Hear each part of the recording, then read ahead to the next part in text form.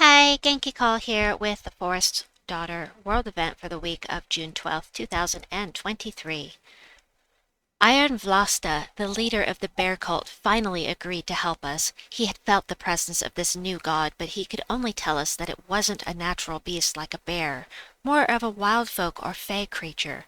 We set out for Bright Forest with a stop along the way at Forest of Thorns. The daughter of Yasmine was as close as we could get to directly talking to a god. Out of respect, we collected rare herbs to offer her upon our arrival. We have two different kinds of collections here, and the totals for the base fights are as follows. Basically, it's rarity order, and each subsequent fight will give you extra points. So you fight the Earth Dreamer the first time, you're going to end up with 10 points. Each time you fight it after that, whether it's the same level or not, is going to give you extra points, and so on and so forth.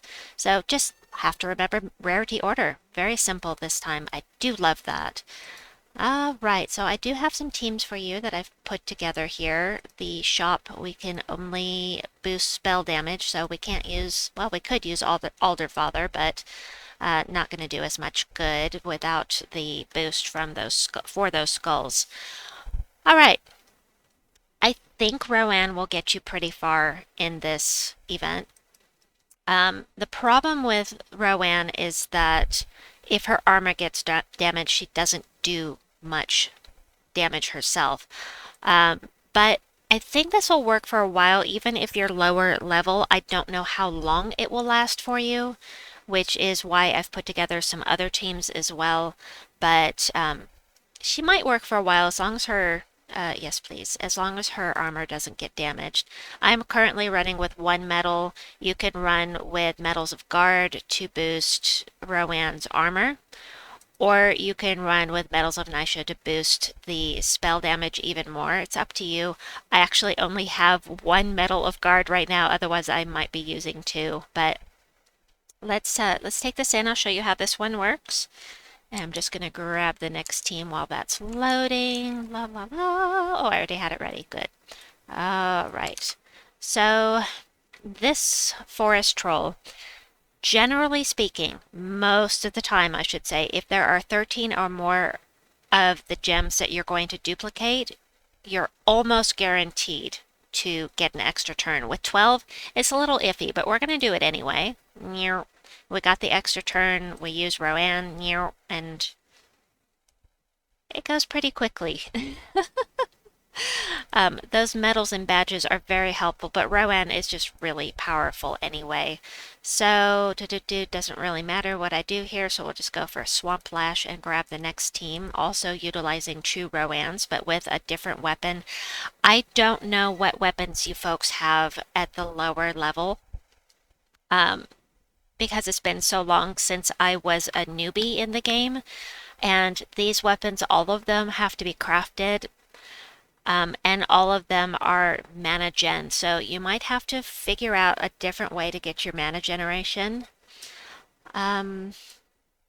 or make do with something that you have crafted that is not the one that I'm showcasing. The Thorn of the Gods, this explodes green gems, random status effect to all Forest of Thorns allies. Everything here is from Forest of Thorns. Because I'm using Archer class. I'm using Archer class for every team except for the last one that I showed, and I didn't even tell you what all was going on. That elemental bow is fantastic. But anyway, Daughter of Yasmine is our glory troop this week. She just pop into the shop and grab her with your glory. Red gems to green. She's empowered, and she also conjures a leaf storm. I'm okay with her dying because the Thorn of Gods will summon to replace her if need be. So I'll take this one in and show you this one, and then we'll move on to the next team for people without legendaries. So I'm just gonna, should I go ahead? Yeah, I'll just go ahead and show you how this works. Red to green, conjure a leaf storm. It is already a leaf storm. I'm just going to blow things up. Pow! We've got that random status effect. Everybody got barrier off of that cast. I've got this beautiful alignment. I'm going to go ahead and show you.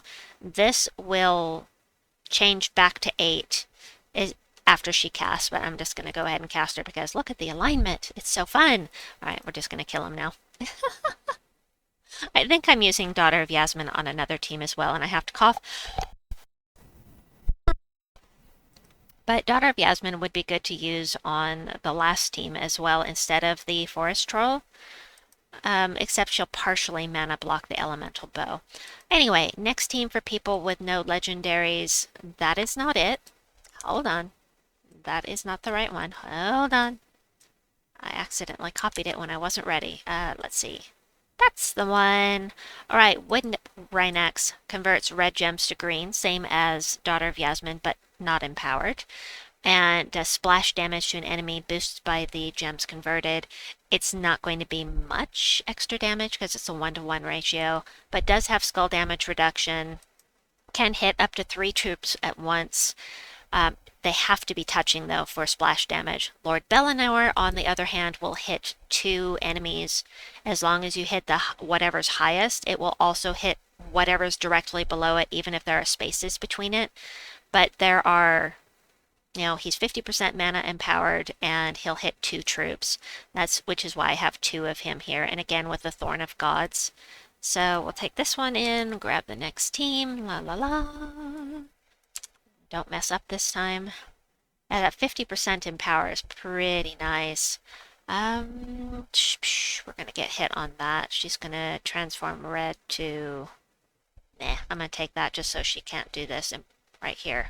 That's perfect. There we go. So I'll show you. I'm going to hit Rowanne, the one that direct... Now, the nice thing about Lord Belanor, I can hit this stealthy troop if I hit this guy. But I want to damage Rowanne.